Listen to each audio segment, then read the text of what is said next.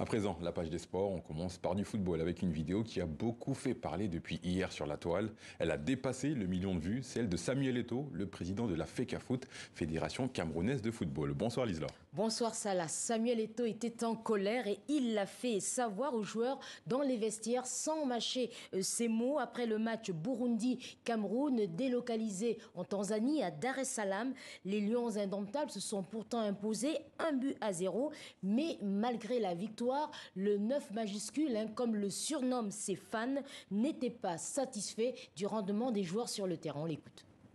Moi, je ne suis pas content. Je ne suis pas content du tout. Vous représentez l'équipe nationale du Cameroun. Je m'en fous qui est en face de vous, vous devez faire le job. Vous devez faire le job. J'ai pleuré pendant plusieurs années parce que je manquais mes Coupes du Monde, mais je sais quel problème j'avais. Je sais quel problème j'avais et pourquoi je ratais mes Coupes du Monde. Ça ne va pas se passer tant que je suis président. J'ai pris cette présidence pour changer les choses. Et les places seront chères, je vous dis. Personne n'a sa place assurée dans cette équipe. Personne n'a sa place assurée dans cette équipe. Vous devez faire votre job. Celui qui veut venir porter le maillot du Cameroun, il fait son job quand il est dans cette équipe. Sinon, il ne vient pas et je serai content. Je jouerai avec des enfants. Des mots durs qui ont fait réagir au Cameroun, mais aussi à l'extérieur du pays. Effectivement, en France, le Figaro Sport parle d'un speech hallucinant de Samuel Eto'o aux jeunes Camerounais. Le site MaxiFoot dit du président de la FECAFOOT qu'il fait la leçon aux Camerounais en recadrant les joueurs qui n'ont marqué qu'un seul but face à une équipe burundaise qui pointe à la 134e place au classement FIFA. Le site camerounais Camfoot titre Samuel Eto'o s'offre en spectacle. Enfin, le journal du Cameroun se demande si la folle colère de Samuel Eto'o est compréhensible. Bref, nous retrouvons à Yaoundé notre correspondant Marcel Amoko pour savoir comment cette sortie de l'ancien Pichichi a été vécue sur place.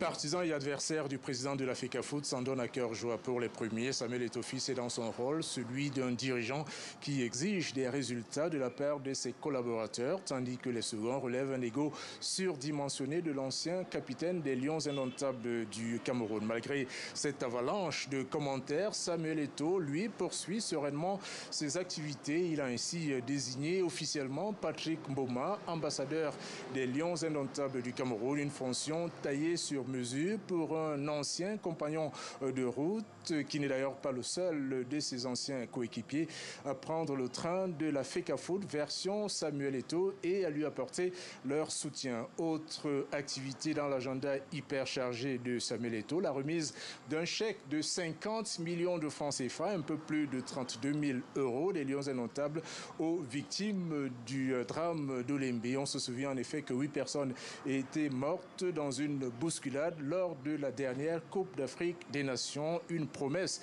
des Lions indomptables finalement honorée donc ce jour en présence du capitaine Vincent Aboubakar et du futur gardien de but de l'Inter de Milan, André Onana. La colère de Samuel Eto'o semble retomber car il s'est remis au travail ce matin. Est-ce que la parenthèse est fermée?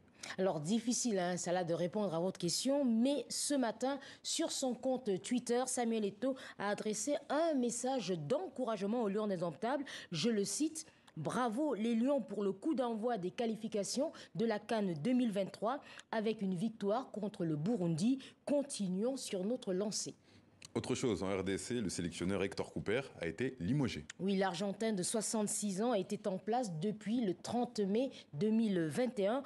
On le voit ici, lors de son dernier entraînement. La défaite face au Soudan était celle de trop.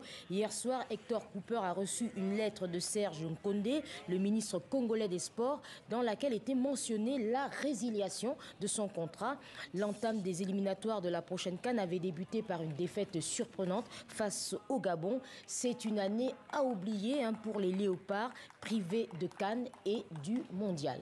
Et il y a un joueur qui s'est exprimé sur ce limogeage d'Hector Cooper, c'est le Marseillais Cédric Bakambu. Oui, il avait déjà critiqué le sélectionneur lors de l'élimination. C'était au barrage qui comptait pour la Coupe du Monde, ce qui lui a d'ailleurs valu son poste. Mais il est revenu à la charge cette fois et accuse les dirigeants du football congolais.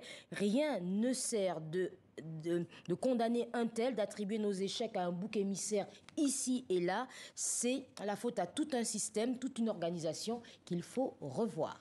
Merci Lise-Laure, à demain. Merci. À demain.